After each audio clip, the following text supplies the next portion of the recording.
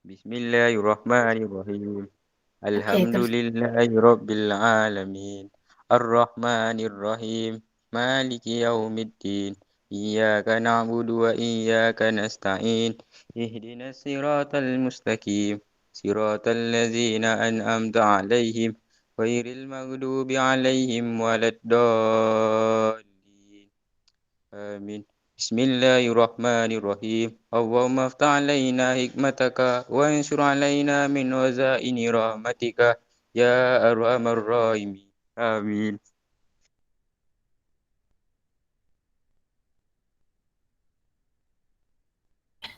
Alright, okey Amin. Okey ni hari semalam sorry ni. Hari hari Jumaat. Saya turn off, saya tak dengar suara awak. Lepas tu awak terus left. Awak merajuk ke? Sian awak. Sorry weh. Sorry. Okay. Now, so bismillahirrahmanirrahim. So saya teruskan. Okay, bismillahirrahmanirrahim. Assalamualaikum dan selamat malam. Terima kasih for those yang join the class. Kita ada 8 orang. Tapi tak apa, 8 orang. Janji kita jalan. Okay, now saya dah ada masa hari tu saya buat bahagian C. Saya rasa soalan untuk bahagian C, soalan bagi bahagian C, saya rasa saya nak skip dululah. Saya nak buat ada satu template, saya baru buat beberapa soalan. Jadinya untuk buat kelas PTRS ni, kita mulakan dulu dengan soalan kertas 1 dengan soalan bahagian A. Dengan bahagian B. Bahagian C tu nanti bagi saya buat satu template. So senang korang nak fahamkan benda tu. So yang ini soalan nombor 1 ni, ini soalan senang. Soalan nombor 1 ni, ini adalah Raja 1 menunjukkan satu eksperimen membandingkan kekuatan tulang padat dan tulang berongga. Okey, ni saya nak cerita. Allah jadikan tulang kita bukan padat macam ni tau. Maksud padat tu, dia macam tak ada langsung. Padat. Macam saya nak bayangkan kalau kuih macam brownies yang padat, dengan satu kuih tu macam nak bayangkan roti. Roti ada rongga-rongga. So kita nak tengok kenapa sebenarnya tulang kita bukan padat macam tu. Tulang kita ada rongga-rongga kecil. So kenapa tulang kita ni Tuhan jadikan dia berongga-rongga? So maksudnya kalau berongga-rongga tu kuat ke tak? So yang ni ada suami saya cerita dia konsep fizik dia tapi saya lupa je. Tapi dia kata dalam construction bina bangunan pun sebenarnya dia tak pakai piling yang padat, dia ada sikit space. Saya tak ingat lah dia cerita, saya tak ingat. Okay. Now, so katakanlah daripada keputusan eksperimen, so senang kata kita ada kat sini. Okay. Kita ada glass rod. Dekat sini kita ada tube kaca. Kemudian dekat sini kita ada dawai kubrum. Sini pun dawai kubrum, sini dawai kubrum. Lepas tu keputusan dia, jumlah pemberat sebelum patah. Maksudnya dia boleh bawa berapa? Katakan copper ni yang rod kaca, mana rod kaca? Okey, rod kaca ni dia padat. Rod kaca ni dia boleh bawa sampai 4. Sini adalah sampai 6. Okey, so dekat sini awak tengok keputusan. Sini jenis batang kaca. Sini adalah jumlah pemberat sebelum batang kaca patah. Okey, so antara ni, kotak ni biasanya dia adalah hubungan antara pemboleh ubah dia adalah hubungan antara PM dan juga PB. Ni budak lelaki boleh jawab ni. Yang ni tak payah baca buku pun awak boleh jawab soalan nombor 1 ni. Okey, so ikut logiknya yang dulu Cikgu Lelia dia ajar tu. Okey, kalau PM dia dimanipulasi, pemboleh ubah dimanipulasi mana satu? Jenis batang kaca ataupun jumlah pemberat sebelum batang kaca patah? Mana satukah dia punya PM? Jumlah pemberat. Yes, very good. PM tu yang dia ubah-ubah. Yes, sini adalah PM. PM. Sini adalah PM. Ada orang ajar, macam Cikgu Mai kata ajar, tengok yang belah. Katakanlah kalau saya punya ni belah saya punya kiri saya. Okay, this side biasanya ini adalah PM. PM tu yang diubah-ubah.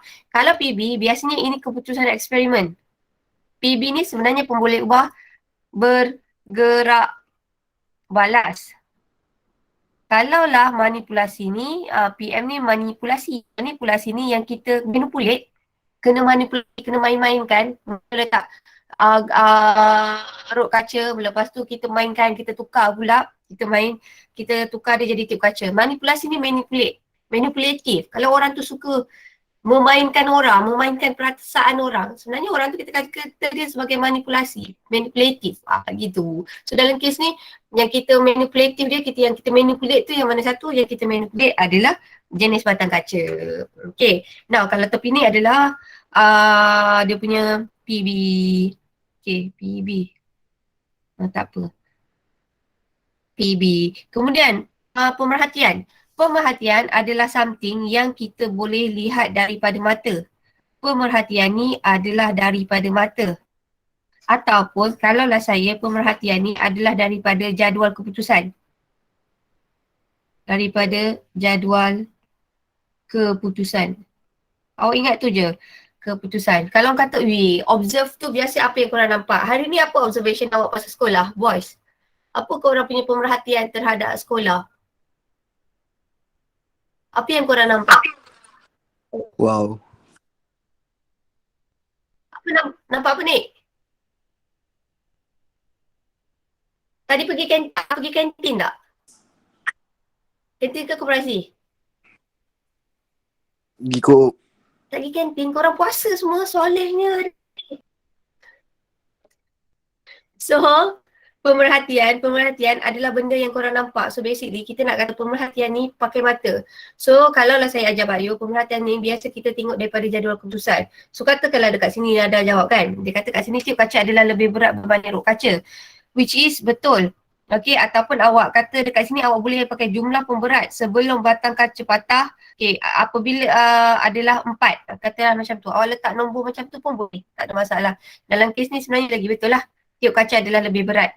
Okay, tapi sebenarnya kalau pemerhatian betul, kita pakai keputusan eksperimen.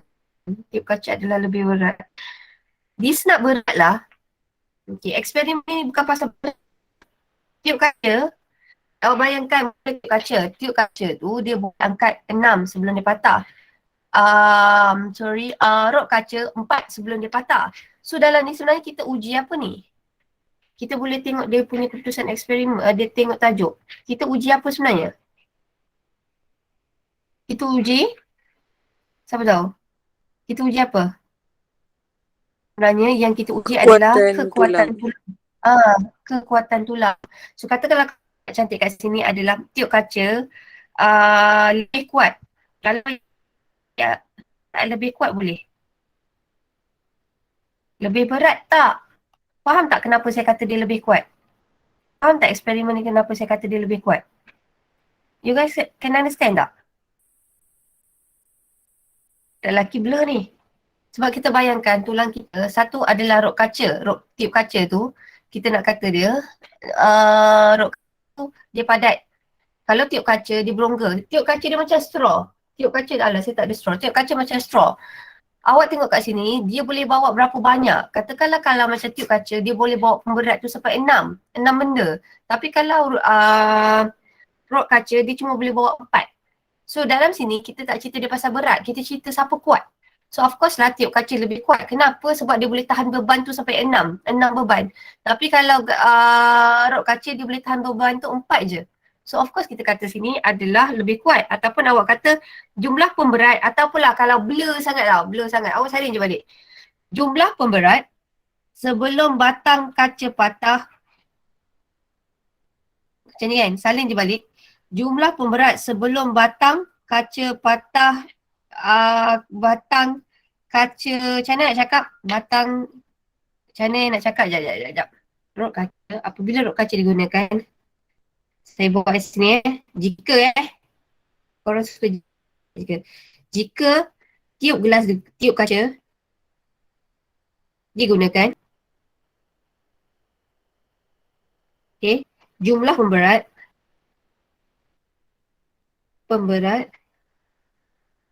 sebelum batang kaca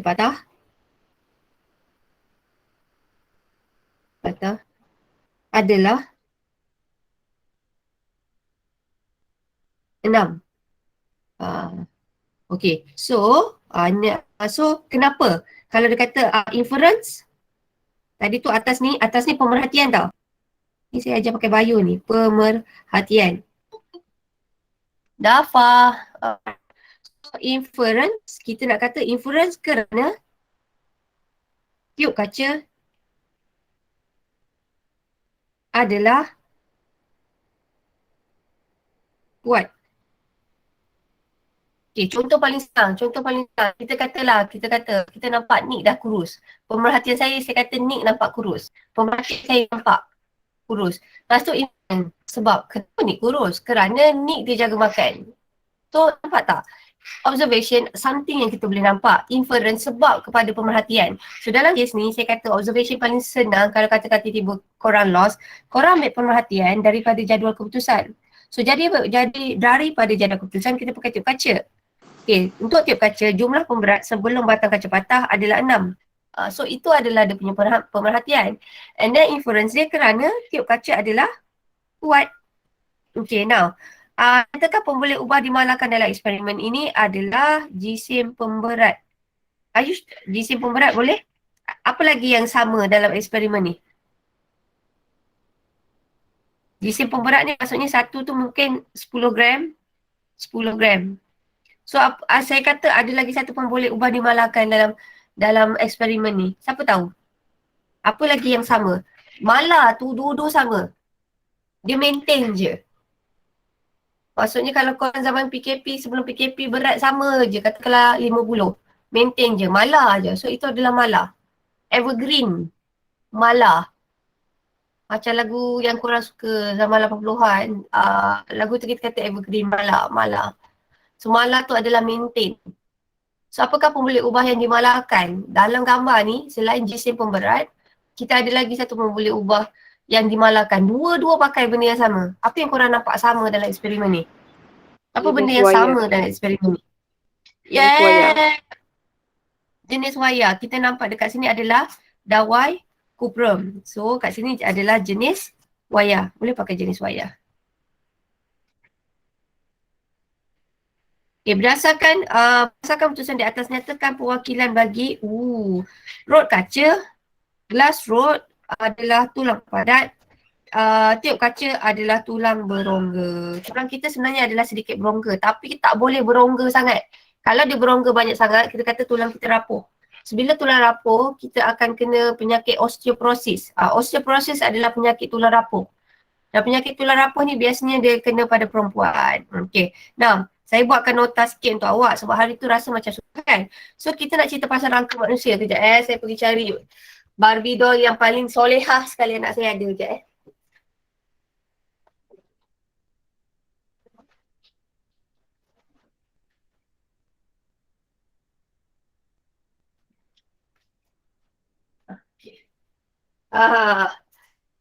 tiba saya bayangkan macam cash pula.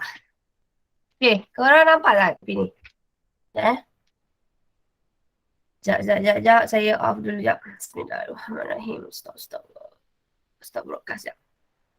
Okay, korang nampak tak yang saya tengah tunjuk ni sekejap? Bismillahirrahmanirrahim. Okay, right. So katakanlah rangka manusia. Rangka manusia kita boleh pecahkan kepada dua. Satu adalah rangka paksi. Sebelum tu saya nak cerita ni dulu. Okay, sekejap. Sekejap, nampak tak? Alamak, salah lah. Sekejap. Saya nak cerita pasal ni. Sekejap. Subhanallah, walhamdulillah, wa la ilaha illallah. Okay. Awak tengok gambar muka saya kat tepi sampai saya terang nota Bismillahirrahmanirrahim. Bismillah. Tajuk ni susah sikit sebab saya tak ada kat depan. Okey, kita nak bayangkan rangka manusia. Saya ada Ken kat tepi ni. Saya tak tahu nama dia siapa ni kan. Awak nampak kat tepi ni. So rangka manusia kita boleh pecahkan. Satu adalah rangka paksi. Kita cerita dulu paksi. Paksi ni yang pasak utama rangka paksi. Lepas tu kita ada rangka appendage. Rangka appendage adalah yang tepi. So rangka paksi, awak mula paksi ni yang tengah tau. Rangka paksi dia mula dengan kepala, dekat tulang kat kepala. So tulang kat kepala ni kita panggil dia sebagai tengkorak. So kita ada tengkorak. Lepas tu dekat belakang ni kita ada apa? Belakang ni apa? Sakit tulang belakang ni kita panggil dia apa? Belakang ni kita panggil apa? Yang mana satu? Kita panggil apa? Sternum ke turus vertebra? Sternum ke turus vertebra? Sternum. Cuba lagi. Nama dia adalah turus vertebra. Turus vertebra ni sebenarnya nama sains untuk tulang belakang. So saya ulang tau. Yang belakang ni, dari sebenarnya tulang belakang awak mula daripada leher tau. Dia mula dari leher sampai macam kat punggung awak ni tau. Kalau untuk binatang dia ada ekor. So tulang belakang awak mula kat leher tau. Awak tahu tak dia mula dengan awak boleh angguk, awak boleh giling, itu adalah disebabkan oleh turus vertebra tau. Turus vertebra pertama yang boleh buat angguk. Turus kedua yang boleh buat awak buat. Yang ni turus vertebra, awak mula kat leher, dia akan sampai kat tulang punggung. Tu turus vertebra. Kemudian suami saya tengok dia main Barbie doll. Okay, kemudian kita ada, awak tahu tak macam orang kena belah kat dada. Belahlah dadaku tu kan, yang belah dada tu. Sebab tu saya cari boys punya ni kan.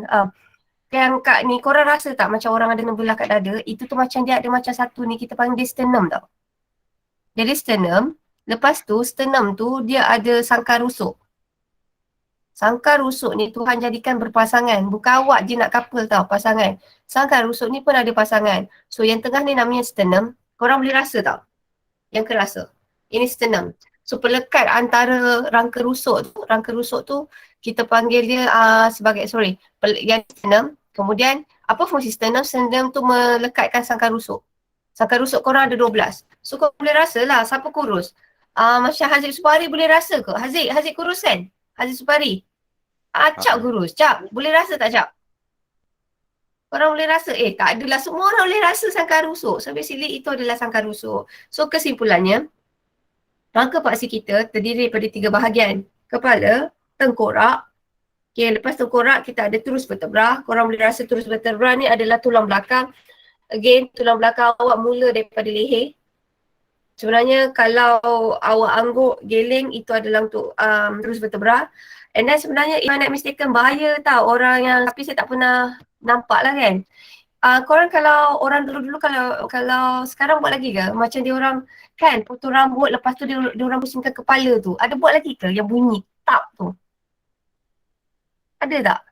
Ingat uncle kadang-kadang India dia buat macam tu lah. Yang dia boleh pusing-pusing tu. Korang pernah tengok tak? Saya pernah tengok TV.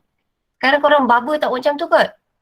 Korang potong rambut tak macam tu kot? So actually tu bahaya tau. Kalau tersilap korang punya leher tu boleh dislocated tu, tu bahaya sikit lah. So ini adalah awak punya turus vertebra. Okay, so kita ada sangkar rusuk. And then kita ambil rangka appendage. Okay, rangka appendage awak ni dia mula saya ambil bahu. Pectoral, bahu. Okay, awak tahu lengkungan pectoral ni bahu. Awak tahu rajin berenang atau angkat berat, dia punya lengkungan pectoral ni tulang bahu tau. Tulang bahu dia adalah lebar. Perasan tak? Korang ada tak kawan yang suka pergi gym, yang angkat berat? Yang dia angkat apa kita panggil? Weightlifting Dia angkat tu atas je, untuk bahagian atas je. Apa perasan tak? Dia orang biasanya sini lebar. Ke korang pernah tengok? Pernah tengok tak? Lebar. Dia sini lebar, itu kita panggil dia sebagai lengkungan pectoral. Dan biasanya saya ulang lagi sekali tau. Lelaki, lengkungan pectoral dia lebar. Sebab tu lelaki kalau pakai baju uniform, dia macam askar, dia macam polis, dia nampak smart. Kenapa nampak smart? Sebab dia punya bahu dia besar. Okay, kalau lelaki, lengkungan pectoral dia besar. Perempuan pula, lengkungan pelvis dia yang besar. Sebab tu perempuan, kalau pakai baju kebaya, dia pakai baju yang macam saya bayangkan Amoy, pakai cheongsam, dia nampak dia ada curve. Lawa. So basically, kenapa perempuan boleh pakai macam cheongsam tu nampak lawa atau kebaya nampak lawa? Sebab Allah jadikan bahu dia kecil. And then, dia punya tulang punggung dia besar. Lelaki pula terbalik. Lelaki shape dia jadi straight. Kenapa bahu dia besar, punggung dia kecil? Okay, sebab tu kalau orang transseksual, lelaki nak jadi perempuan, sebenarnya bila dia pakai kebaya unless dia buat something lah, dia letak filling kat dia punya punggung nak nampak sikit, besar sikit, something macam tu. So basically nature memang Tuhan jadikan perempuan, sini lengkungan pectoral dia adalah kecil, punggung dia, dia punya lengkungan pelvis dia adalah besar. Awak ingat pectoral adalah bahagian bahu, pelvis ni adalah bahagian punggung.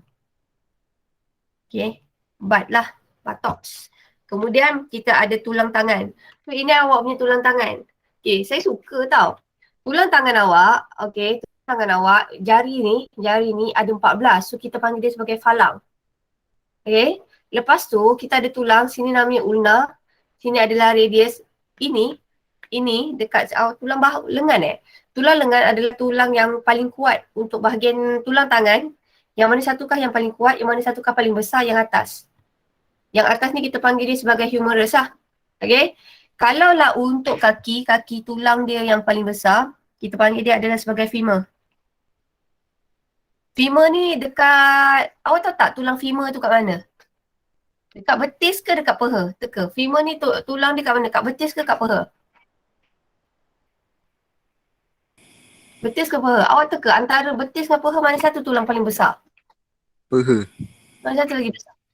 Ya, thank you Abby.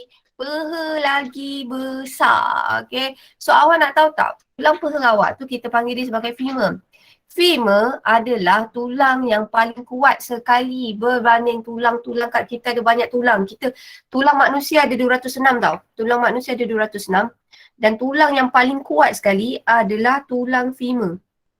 Sebab tu saya cerita lagi sekali, siapalah badan besar patah biasanya lambat nak baik. Sebab tulang femur tu kenapa Tuhan jadikan dia berat? Sebab dia nak support beban kita kat atas. Sebab tu sebenarnya saya rasa kalaulah saya cakap pasal diri saya lah. Katakanlah kalau saya masa saya pregnant, saya senang dapat sakit kaki tau. Sebab masalahnya satu, kaki saya sempat. Kaki saya kecil. Bila badan saya naik sampai 20 kilo, which is saya pernah sampai dekat 70 kilo, saya sakit kaki tau. Malam pun susah nak tidur whatsoever sakit kaki. Saya rasa antara peha-peha pun rasa bergeng. Itu saya tak suka pasal badan saya terlampau berat, obese adalah disebabkan satu, bila korang berat, sebenarnya korang bagi beban tu banyak, dia akan menyebabkan sendi awak sakit. Sebab tu, kalaulah orang badan besar, satu kan doktor suruh diet, sebenarnya bila orang dapat BMI yang normal, sebenarnya korang boleh kurangkan banyak penyakit. Korang boleh kurangkan penyakit obesity, korang boleh kurangkan penyakit diabetes, chances nak kena obesity, diabetes. Dan satu lagi sebenarnya korang boleh kurangkan sakit sendi. Sebab bila badan korang besar, korang punya tulang ni akan bekerja berat. Okay, so basically sebenarnya untuk dapat berat badan ideal tu sebenarnya bagus. Tapi saya tak kata orang badan besar begitu. Tapi kalau sampai satu tahap, awak sakit kaki, the best way sebenarnya salah satu adalah awak dapat BMI yang normal. Okay, so barulah jawab soalan A, B. Oh lupa. Okay, nyatakan kesimpulan daripada eksperimen ni. Kesimpulannya tulang berongga adalah lebih kuat daripada tulang yang padat. Yes, very good. Saya suka tulang sebab tulang ni bio kan. Gila kan bila cerita tulang macam tu lah. Okay, namakan tulang P. Betul tak tulang P ni tulang rusuk? Betul tak? P ni tulang rusuk. Setuju tak jawapan ini? Setuju. Yeay! Hebat! Okay, lepas tu Q tu dia tunjuk kat mana? Dia tunjuk dekat sini ke? Dia tunjuk kat sini? Which one? Cuba tengok buka awak.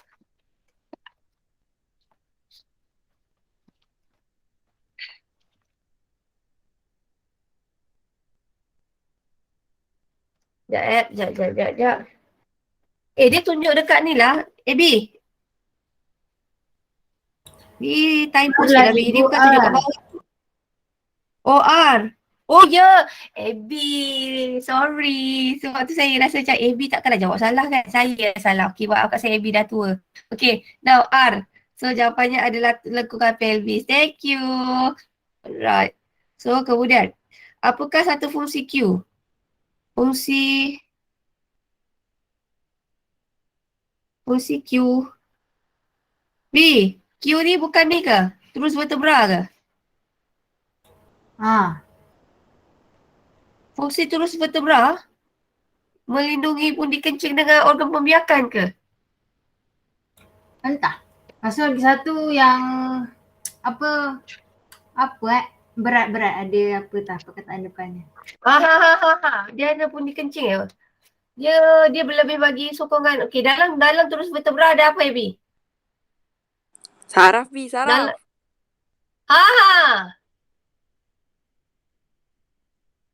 Dalam ada apa? Dalam turus vertebra ada tulang belakang. Sebab kata kenapa Tuhan jadikan awak, okey, satu, fungsi tulang belakang turus vertebra adalah satu nak bagi awak sokongan. Sebab ada berat, so dia nak bagi sokongan. Kedua, fungsi turus vertebra sebenarnya adalah melindungi saraf tunjang. Sebab tu kalau aksiden bahaya tau. Okay, sebab tu awak jatuh sebenarnya terima kasih lah dekat Allah sebab kita ada turus vertebra. Sebab bila korang jatuh, korang main apa-apa benda jatuh, korang tak terus lumpuh. Sebab tunjang awak ada dalam turus vertebra. So dia adalah untuk melindungi turus vertebra. Melindungi turus vertebra. Tidur yang lain, Cap. Tidur besok boys, korang kita buat eksperimen tau. Bawa buku Eksperimen SPS. tu Tadi budak UPM buat pasal pembentukan mikroorganisma. Baik. Turun je bawah. Okey. Nah, kemudian namakan dua organ dilindungi oleh P. P adalah sangka rusuk. So jatuh paru ya. Very good. Okey, apakah kesan jika apa ni Q Cikgu, Q tu buang cikgu. Individu akan lumpuh je. Oh, individu Q akan lupa. Yes, very good. Tahniah Abby. Okey, soalan nombor 3. Soalan nombor 3. Datakan fasa-fasa. Ini adalah fasa bayi, betul? Ini adalah fasa kanak-kanak. Ini adalah fasa remaja. Tahu? Saya awak teka antara fasa bayi dengan remaja, ada satu yang pertumbuhan dia sangat pesat.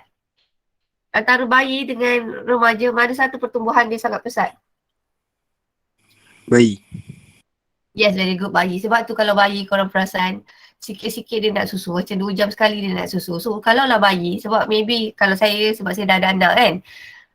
Katakanlah anak saya, Emir lahir paling kecil. Kononnya 3 kilo. Anak saya semua memang ikut bangka bapak dia lah, Jayin. 3 kilo. Tapi bila dia besar, dia naik, tahu tak? Dia naik 1 kilo. Maksudnya sampai one time tu saya rasa saya macam pegang sekampit beras. Sampai 10 kilo. So basically untuk bayi sebenarnya pertumbuhan dia adalah sangat pesat. Sebab tu kalau orang pergi timbang, dalam masa sebulan dia naik 1 kilo, 0.5. Tapi kalau kita, katakanlah macam saya dah tua, saya tak nak naik. Cuba bayangkan kalau kita lah Abby. Bayangkanlah, kita naik tiap-tiap bulan sekilo. Ya Allah, nangis saya kan. Habislah saya nak beli baju je. Sebab tu pernah dengar tak kalau budak kecil belikan baju besar?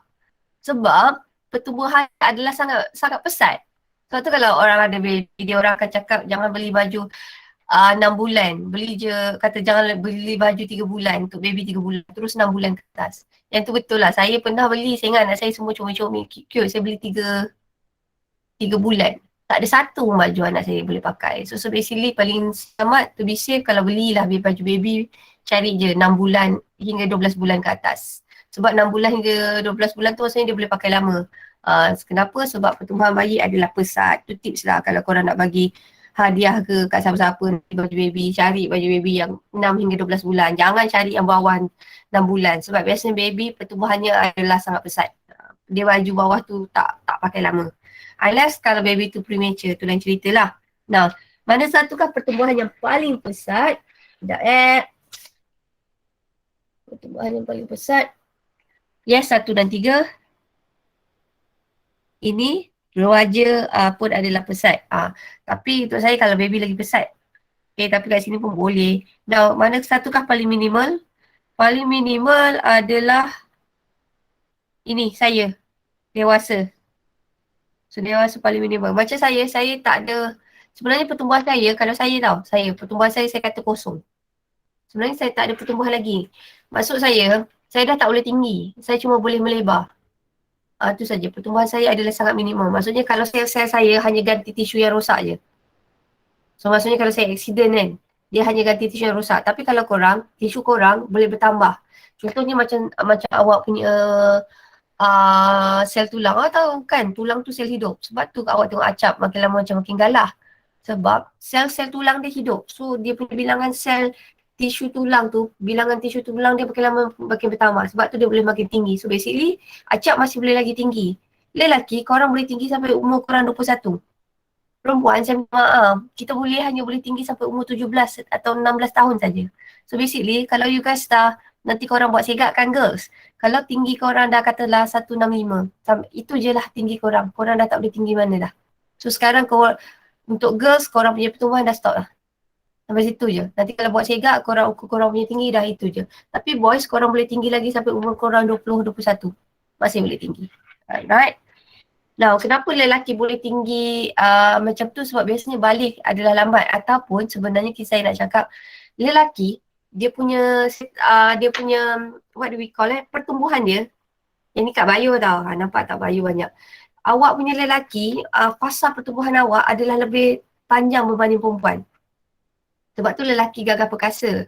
Okay, sebab tu lelaki kena tolong perempuan insan-insan yang lemah dari segi fizikal ni. Kalau perempuan, kita tak tahu. Kalau benda lemah tu, benda-benda berat, kita suruh je boys angkat. Okay, sebab memang kita nature-nya, hukum Allah jadikan kita memang dari segi fizikal tu, kita adalah kecil berbanding lelaki. Now, kemudian kemerosotan tulang, ini yes. Ini adalah tua, senang je ni. Okay, seterusnya, ini je. Okay, so, ini kita ada, okay, teka. Ini kalau cacing ni, okay, kalau untuk rangka ni kita ada, semalam boys tak masuk kan. Saya masuk ini sekejap. Sekejap, PJRS nota 47. Okay. Kalau lah untuk haiwan, tulang dia ada ni, rangka luar. Satu adalah rangka luar, kemudian kita ada rangka dalam. Dan satu lagi kita adalah rangka hidrostatik, rangka luar, rangka dalam, rangka hidrostatik. Okey, soalan saya. Sekejap. Okey, right. Sekejap PTRS, saya nota PTRS mana ni? Okey, kalaulah untuk cacing ni betul tak rangka hidrostatik? Awak setuju tak jawapan ni? Rangka hidrostatik. Setuju tak? Setuju kot. Yeay, cepat. Setuju. Okay, kalau kucing rangka dalam, betul tak? Boleh tak rasa rangka kucing ni? Boleh. Boleh? Boleh kot. Dia okey, yelah nak bayangkan macam ni. Tapi saya nak bayangkan rangka dalam ni biasanya dia dekat dalam. So basically kulit kat luar ni kita tak rasa keras lah. Kalau rangka luar, outer surface dia bahagian luar tu rasa keras. So yang ni betul, ini pun betul. Sebab kita rasa keras kat luar. So namanya adalah rangka luar. Kita kata ketam. Rangka luar ke rangka dalam? Ketam. Luar. Yes, very good. Lipas? Luar. Yes, very good. Kalau saya kata ular?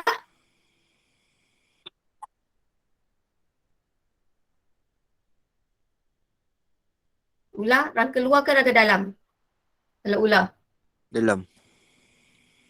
Yes, very good. Kalau saya kata ikan? Dalam. Ya, hebat. Alright. Now, jelaskan bagaimana haiwan X membantu dalam pergerakannya. Oh, okey. Dia bergerak adalah dengan bantuan pengecutan dengan pengenduran otot lingkar secara membujur dan berlaku secara antagonistik. Okey. So, dia bergerak macam ni. Dia boleh panjangkan badan dia, lepas tu dia boleh pendek. Panjang. Kau pernah lintah tak? Ataupun kau pernah tengok lintah tak? Kan dia berjalan macam ni. Okey. Alright. So, kejap Kejap. Sementara tunggu ni. Saya tahu korang penat ni. Boss, thank you so much for joining the class. Saya rasa bukan senang kot korang nak join kelas tengah macam ni. Sekejap Bismillahirrahmanirrahim. Saya nak cari earthworm movement. Earthworm movement.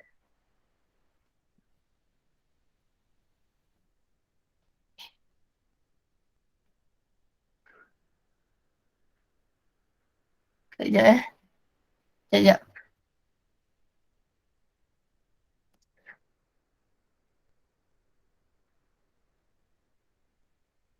Internet saya slow sikit lah.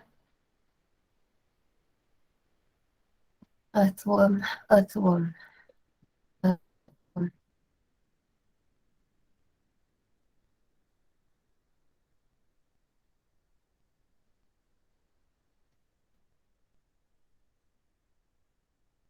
Saya cari yang paling cute sekali yang ada. Budak perempuan ada tak yang geli kat sini? Tak ada kan? Sekejap tapi tak nampak pun. Bismillahirrahmanirrahim. Your entire screen. Channel. Alright. Okay. Okay, share. Yeah. Bismillahirrahmanirrahim. Sekejap ya, sabar-sabar. Alright, okay. And then saya nak tunjuk ni. Slide this one. Okay. Alright. Sekejap.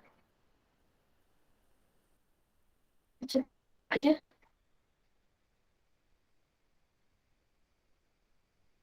Sekejap. Oh, slow lah. Hai. Macam slow. Korang tak nampak apa-apa kan? Sekejap. Bismillahirrahmanirrahim. Saya ambil yang paling simple je. Sementara ni. Come on. Bismillahirrahmanirrahim. Apa ni?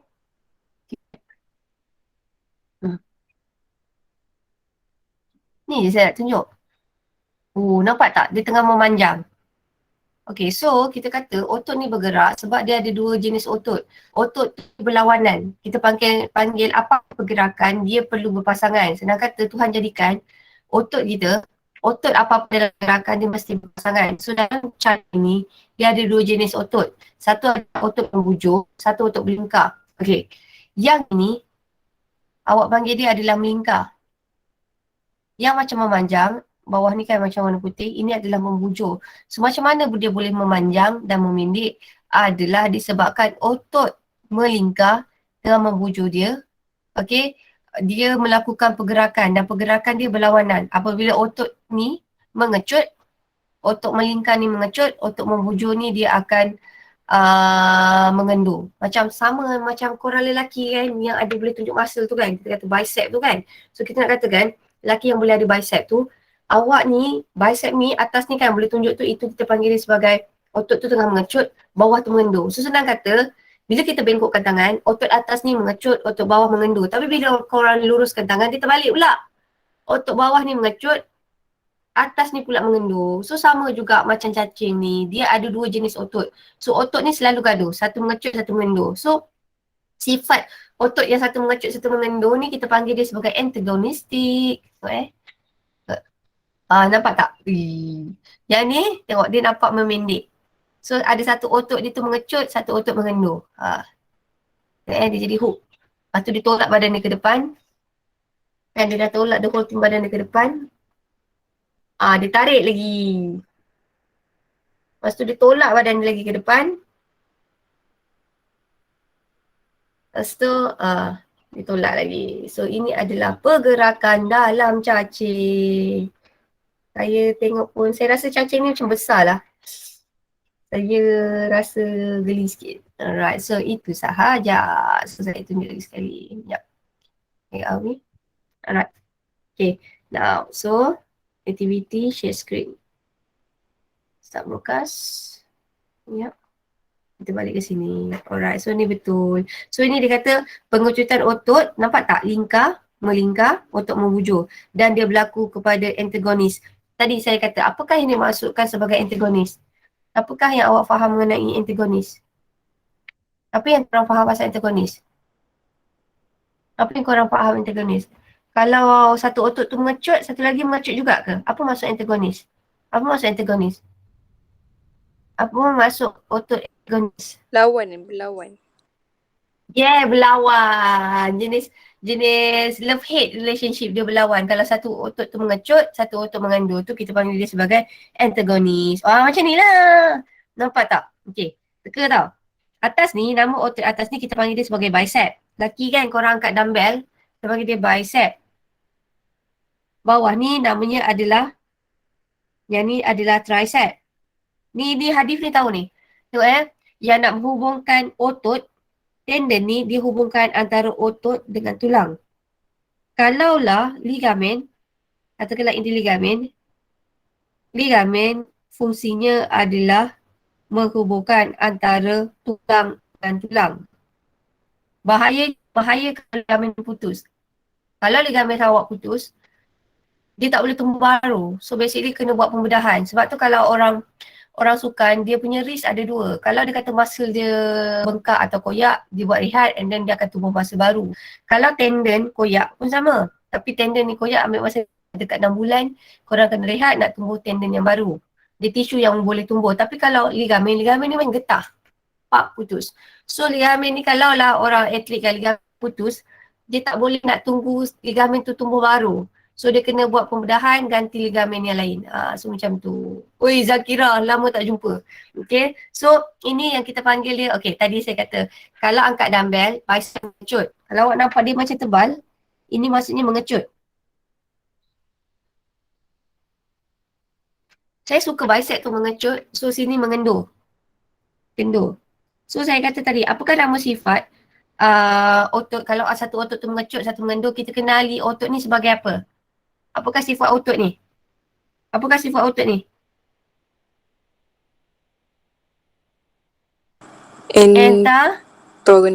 Antagonis. Antagonis. Antagonis ni selalu kalau tengok drama, kalau Aziz suka tengok drama yang jahat tu. Antagonis, berlawanan. Okay, so apakah nama muscle? Nama muscle X adalah bicep. Ya, hebatnya. Okay, ini jujur kot ni. Ini adalah tricep. Okay, now. Oh, hebat. Okay, terangkan tindakan otot-otot yang menyebabkan pergerakan bengkok tangan. Ya, very good. Atau otot bicep mengecut manakala otot tricep mengendur. Ya, very good. Okay, so saya kata sifat otot ini adalah, ini betul. Otot ini adalah antagonis. Maksudnya berlawanan. Apakah fungsi tendon tadi saya kata? Apakah fungsi tendon? Dia tisu penghubung. Dia hubungkan apa dengan apa tadi tendon? Tulang dengan tulang kah atau tulang dengan tisu? Tendon.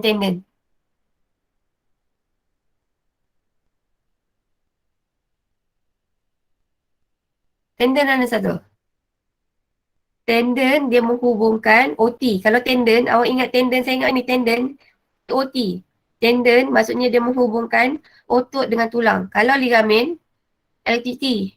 Kalau saya suka ni. So fungsi tendon dia adalah menyambungkan otot dengan tulang. Very good. Apakah sifat tendon? Dia adalah bersifat kuat dan tidak kenyal. Ya, very good. Okay. So, ini adalah, sekejap. Saya salah scan ke ni ya? Sekejap. Ini nombor 7. Okay, so saya habis sampai sini, lepas tu saya berhenti. Ada satu Wahidah punya. So, saya tunggu Wahidah untuk minggu depan. So, ini adalah akar. Akar ni, korang boleh jumpa adalah dekat, korang pernah pergi ni kat Taman Alam tak? Ada tak you guys pernah pergi Taman Alam? Yang dekat Bukit Malawati tu tapi kat bawah tu. Pernah pergi Taman Alam tak? Tak pernah? Taman Alam tu sebenarnya dia adalah hutan paya bakau. So dekat hutan paya bakau yang kita boleh jumpa macam ni. So kalau yang besar macam ni kita panggil dia sebagai akar bane. Kalau yang kembang begini, terkangkang ni, ini kita panggil dia sebagai akar jangkang. Kalau dia besar namanya akar bane. Kalau akar sokong ni saya lupa. Okay, so namakan akar besar, bane. Macam terkangkang ni, jangkang. Okay, very good. So nama contoh, pokok angsana, pokok bakau. Yes, very good. Pokok durian, pokok bakau. Selain pokok durian, apakah pokok yang dia besar-besar? Apakah selain pokok durian, pokok apa yang korang tahu? Tu pokok angsana tu. Ya, pokok angsana. Pokok angsana tu pokok apa?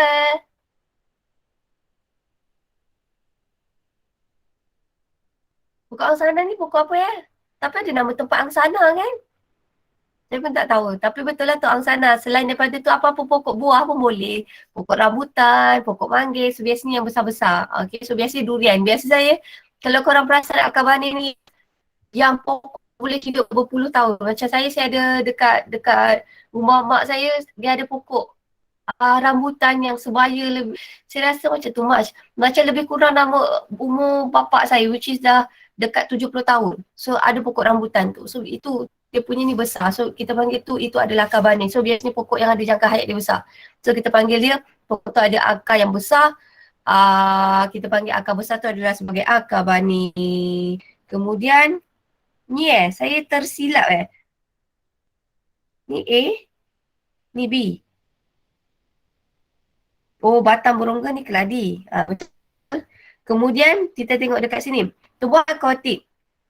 Tubuh akotik tidak mempunyai tisu, tapi dia ada apa? Dia ada daya apungan. Jelaskan satu ciri, dia ada tubuh akotik tidak mempunyai tisu berkayu untuk sokongan seperti tubuh darat. Jelaskan satu ciri sokongan. Okey, daya apungan sebab dia ada pundi udara. Korang pernah tengok teratai tak? Kalau awak tengok pokok teratai, dia ada macam rongga-rongga tau. Contoh ni, saya ambil satu contoh, nota 45. Ni. Sekejap. Ni. Oh, dia tak ada potong lah. Okey, tak ada.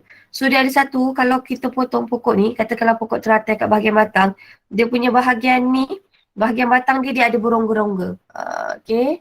So, kita ambil soalan Wahidah. Wahidah busy kot, so saya tak apa. Mana yang boleh. Sebab kita ada masa, saya habiskan dulu. Okay, this one done. Okay, Wahidah punya soalan adalah soalan nombor 5 kot saya rasa. Mana 5? Okay. Okay, ini adalah kangaroo. Kita nampak kangaroo ni macam tak stabil sebab dia pakai 2 kaki je. Macam haiwan lain dia pakai kaki. Macam mana kangaroo ni boleh jadi stabil? Haiwan lain dia pakai 4 kaki untuk dia stabil. So, tapi kangaroo ni dia nak berdiri dia pakai 2 kaki. Macam mana nak bagi kangaroo tu stabil? Dia buat apa pada ekor dia? Nampak tak? Apa nampak? Ya, kenapa dengan ekor dia, Zak? Kenapa dengan ekor dia? Okey, kita nak kata ekor dia bertindak sebagai tongkat. Sekejap. Ekor. Subhanallah walhamdulillah. Ekor bertindak sebagai tongkat. Bila ekor tu bertindak sebagai tongkat, kita kata dia boleh meningkatkan luas permukaan. Meningkatkan luas permukaan.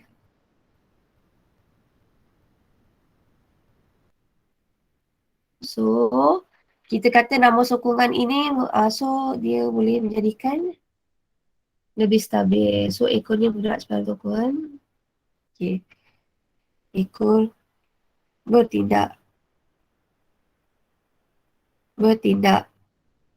sebagai sokongan. Okay, now. Macam mana korang nak jadi lebih stabil? Sekejap saya ambil satu kestabilan. Okay, katakanlah lelaki dengan perempuan. Saya ambil satu contoh. Katakanlah saya ambil satu contoh acap. Antara acap dengan katakanlah dengan Zak, mana satu lebih stabil?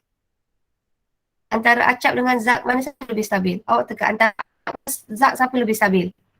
Stabil tu maksudnya kalau tiup angin ke kalau Zak. ada pertandingan jalan. Siapa? Zak, ya, very good. Zak. Kenapa Zak lebih stabil? Kenapa Zak lebih stabil?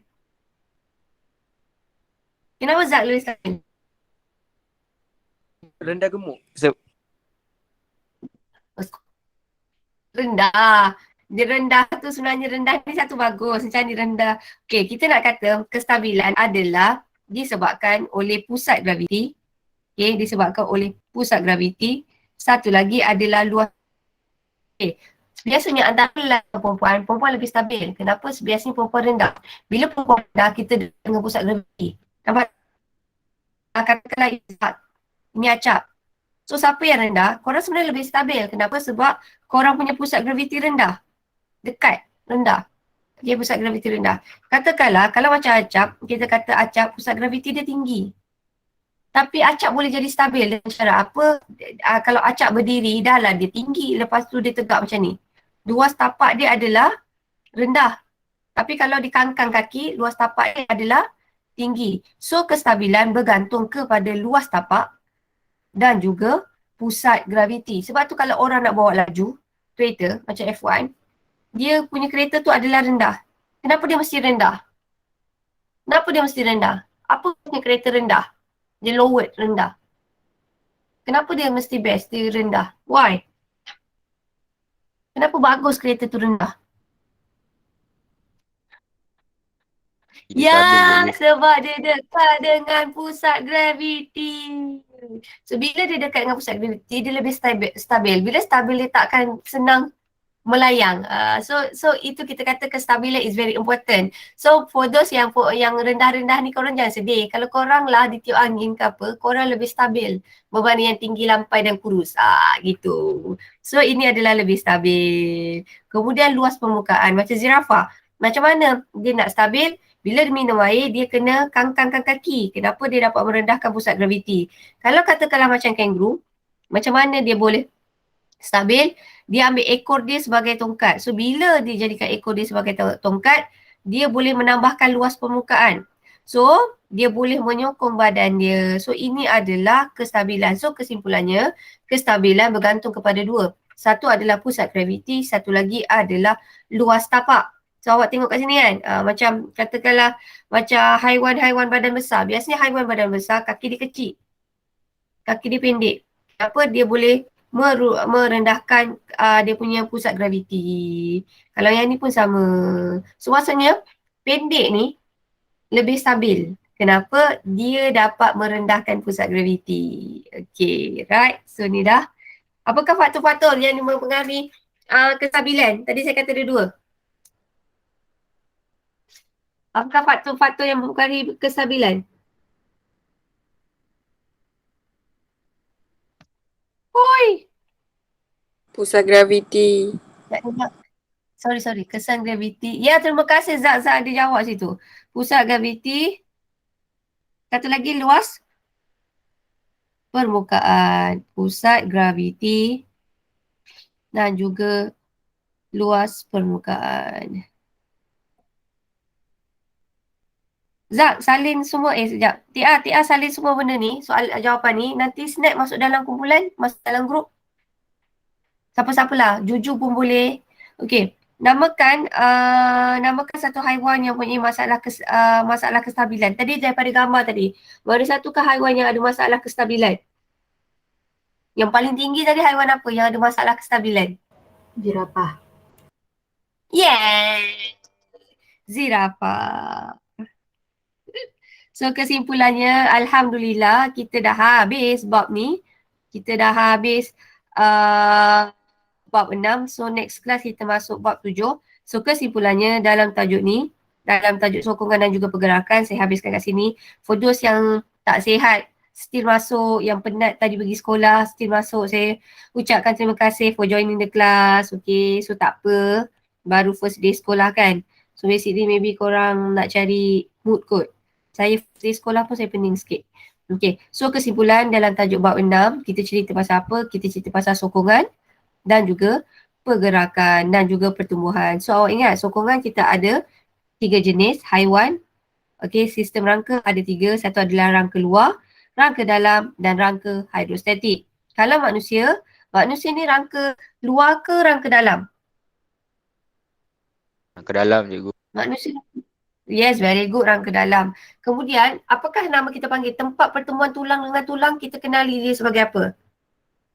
Kita kenali dia sebagai sendi ke, tendon ke, ligamen? Ligamen. Ya. Tak apa, saya tukar sebab saya tak ajar tu. Tak. Oh, okay, macam ni. Okay, now. Macam ni, sendi ini adalah sendi tau. Sendi, tempat dating tulang dengan tulang, kita panggil dia sebagai sendi. So, ini adalah struktur sendi. Sendi itu tempat ni, lokasi. Sebenarnya sendi itu adalah lokasi. Apa-apa saja tempat pertemuan tulang dengan tulang, kita panggil dia sebagai sendi.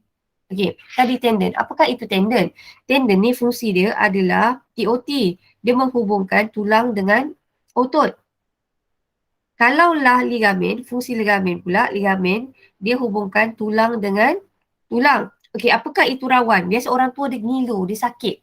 Kenapa dia boleh ngilu adalah disebabkan ni tau. Rawan. Awak tahu tak, semua tulang kita kalau korang suka makan ayam, korang suka gigit-gigit, sebenarnya tulang kita ni, dia ada penutup tulang tau. Sebab tu kalau korang bergerak, korang tak rasa sakit. Kalau orang tua kenapa rasa sakit, mungkin satu bendali dia hilang. Satu lagi, ni kita kata penutup antara tulang tu dia haus. Penutup tulang tu kita panggil dia rawan. Yang korang suka gigit-gigit tu, dia macam tulang tu macam lembut.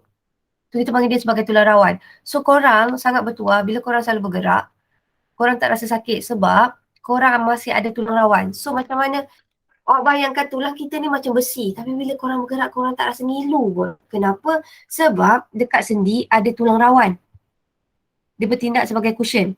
Dan kedua, dia ada bendali synovia. Bendali synovia ni adalah cecair. Sebab tu kadang-kadang perasan tak ada orang tua, dia dah tak boleh solat sujud, dia kena pakai kerusi. Kenapa? Kadang-kadang adalah disebabkan bendali dia kurang. Bila bendali ni, cecair tu kurang, so bila dia nak melakukan pergerakan, tulang dia belaga. Bila belaga dia sakit. Sebab tu dia dah tak boleh solat macam tu. So sebenarnya awak sangat bertuah bila korang bergerak, korang tak rasa sakit disebabkan ada cecair yang kita panggil dia cecair synovia, ataupun ada satu bahagian yang absorb shock yang kita panggil dia sebagai rawan. So tendon ni apa tadi? Dia menghubungkan antara TOT, otot dan tulang. Kalau ligamen, hubungkan tulang dengan tulang. Itu sahaja. So do you have any question? Ada masalah untuk tajuk ini?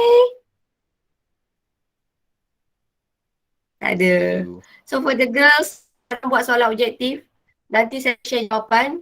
Saya nak ucapkan terima kasih banyak-banyak. Kejap saya nak kena ambil gambar dululah.